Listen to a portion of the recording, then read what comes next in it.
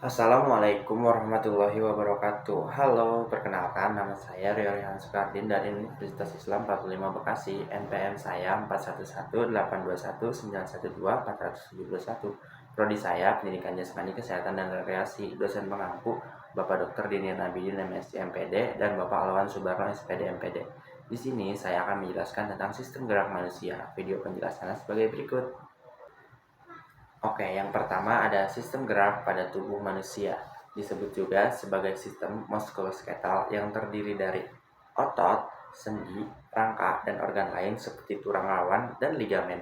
Organ-organ yang menjadi pendukung gerak tubuh manusia akan bekerja sama sesuai fungsinya.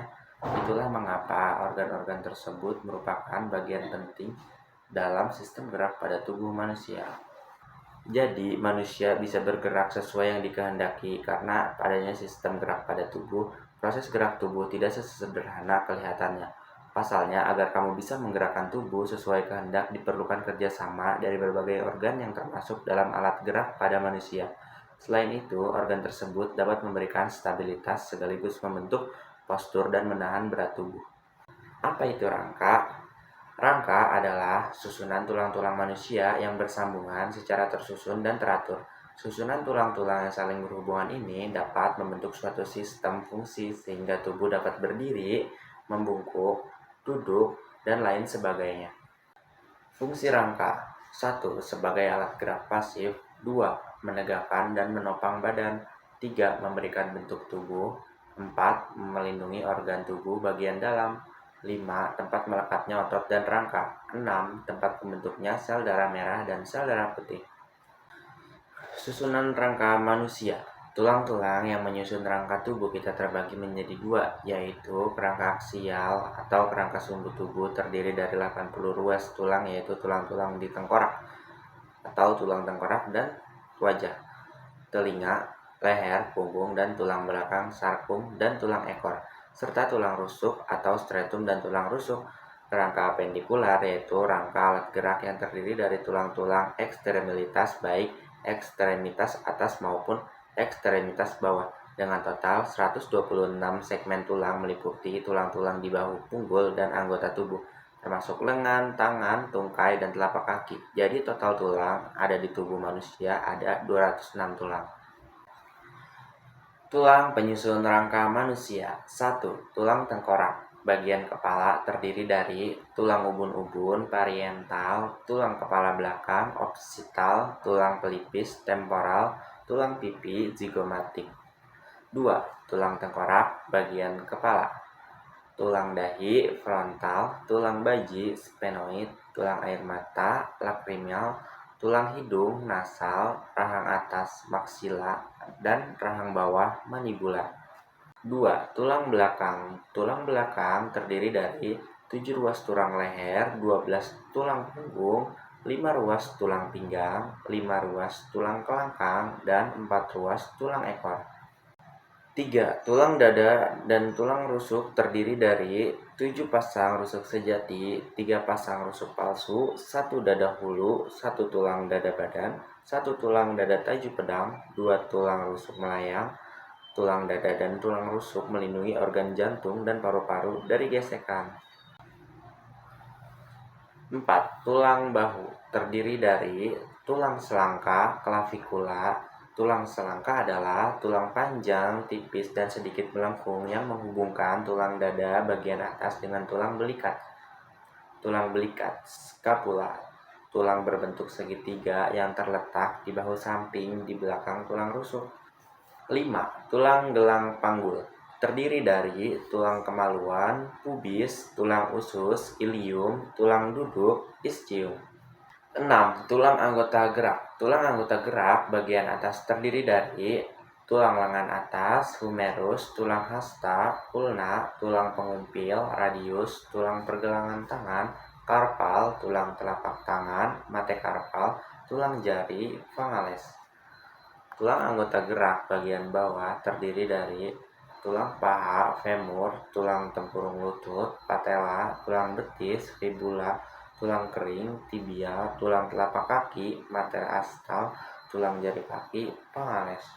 Jenis-jenis tulang berdasarkan bentuknya. 1. Tulang pipa. Pertama adalah tulang pipa yang berbentuk silindris dan berlubang di bagian tengah. Terdapat 3 bagian di dalam tulang pipa, yakni epifipis kedua ujung, diafipis bagian tengah, dan cakra epifipis di bagian antara epifipis dan diafipis. Tulang pipa di tubuh manusia adalah paha, tulang lengan, tulang kering, tulang betis, ruas jari tangan, ruas jari kaki, tulang hasta, dan tulang pengumpil. 2. Tulang pipi. Tulang pipi tersusun dari lapisan tulang spons antara dua lapisan tipis tulang padat.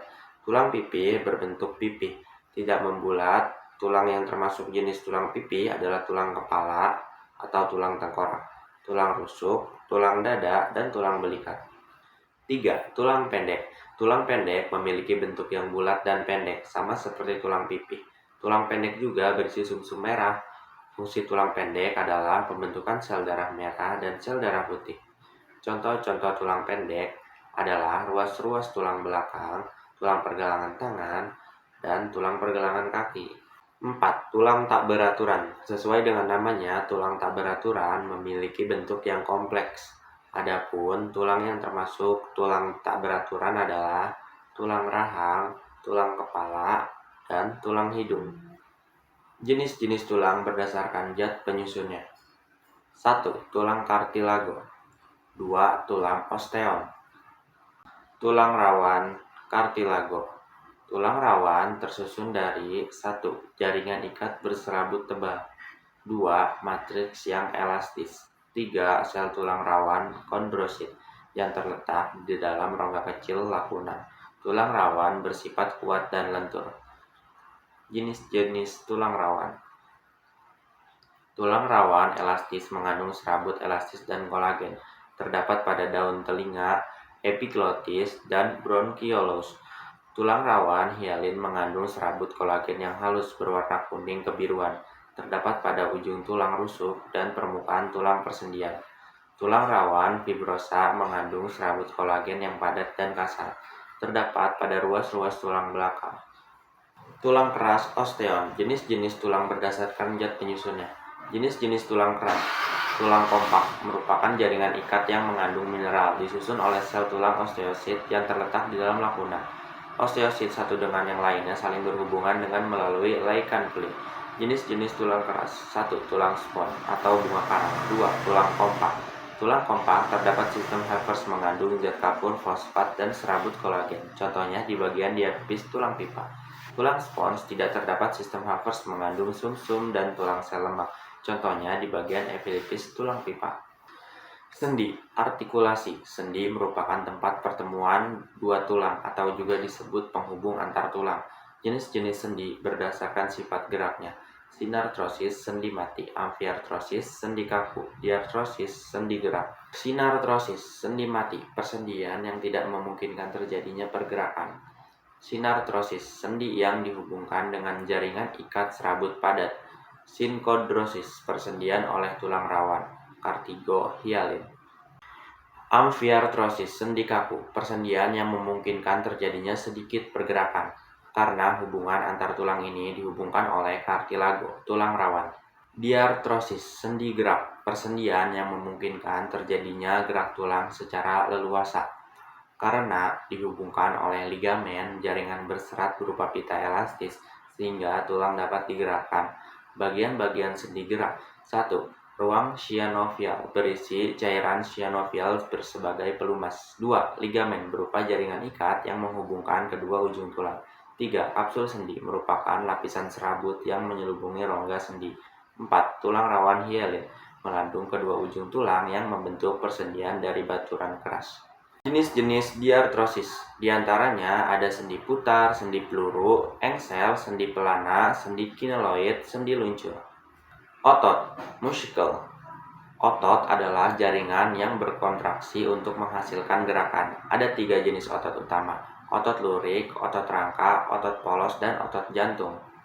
Jenis-jenis otot. Yang pertama ada otot polos, merupakan penyusun organ dalam tubuh manusia seperti lambung, usus halus, pembuluh darah, saluran pernapasan. Otot polos bekerja secara tidak sadar. Yang kedua ada otot lurik. otot yang menempel pada rangka atau tulang yang berfungsi sebagai alat gerak aktif. Otot lurik bergerak secara sadar ketika menerima perintah dari otak. Yang ketiga ada otot jantung. Otot yang terdapat dalam jantung, otot jantung yang berfungsi untuk memompa darah ke seluruh tubuh, bekerja secara tidak sadar dan akan terus-menerus bekerja selama seorang masih hidup. Itu saja video saya tentang sistem gerak manusia. Kurang lebihnya mohon maaf. Assalamualaikum warahmatullahi wabarakatuh.